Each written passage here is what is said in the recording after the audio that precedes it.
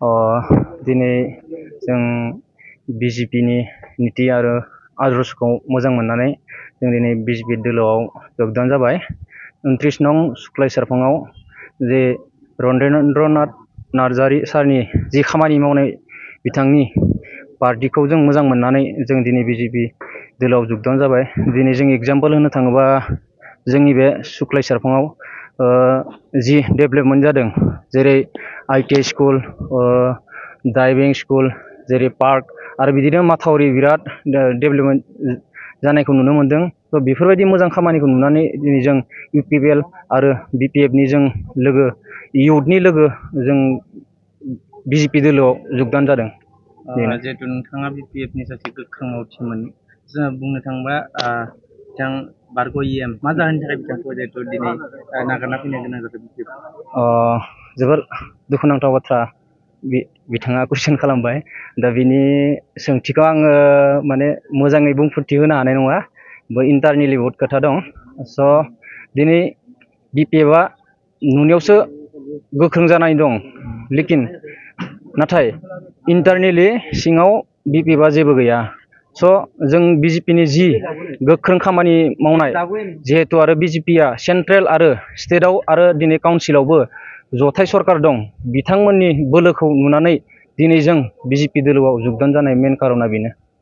नैबे समाव BPFखौ मा बुंनो सानो दायो नोंथांमोना? आं BPFखौ जेबो सोंखारिनो गोसो गैया। माने गणतन्त्र देशआव बयहाबो राजखान्थि माने खालामनो मोन्थाय दं।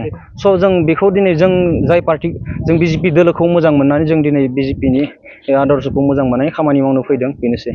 मा बिबानाव दंमोन BPFनिथ' आङो सुक्लाय इउथ BPFनि सेक्रेटारिमोन आरो लोगोसे आं सारजोंनो थायोमोन। स' बेनो आरो दुखुनांथाव आं दिनै माबोरै खामानि मावगोन जिहेतु नोंथाङा दिनै बिजेपिआव जयेन जाबाय? जिहेतु जों BPFआव गोख्रों खामानि मावखादोंमोन। स' बे गोख्रों खामानि मावनायखौ जों इन्टारनेलि मिथिनानै दिनै BPF दोलोआ बे सुक्लाय सेरफाङाव देरहानायनि लामायाव गैथ'वा। स' बेखौनो जों दिनै बिजेपिनि गोहो बोलोखौ नुनानै जों दिनै बिजेपिआव जगदान जाबाय, बेनोसै। नोंथाङा सासे इउथनि सेक्रेटारि जानानै नोंथांजों आरो गोबां फैबावगोन नामा इउथफोरा? बेथ' जाखागोन स्वाभाबिक। जेनेबा जिहेतु सासे लोगोआ थांबाथाय बिनि लोगो बिराद थायो इउथआव, नङा होमबा? स' बे लासै लासै जागोन। जों दिनै जों जगदान जाग्रोबाय, जों आगान होग्रोबाय। स' आंनि लोगोफोरा लासै लासै फैगोन, बेनोसै आरो। सुक्लाय सेरफाङाव BPF दोलोआ जोबस्रांनाय लामायाव फैबाय नामा? सुक्लाय सेरफाङाव BPF दोलोआ जोबस्रांनाया बे मोनसे कन्ट्रभारसि कुइसन जाबाय। स' दिनै सुक्लाय सेरफाङाव फैबाय थानाय जे काउन्सिल इलेक्सन, जोंनि बे सुक्लाय सेरफां ओनसोलाव बिजेपिनि अनगा बेलेग दोलोआ देरहानायनि बोलोआव गैथ'वा थारमाने। स' जों दिनै बेनो जों बिजेपिनि मेन जगदान जानाया।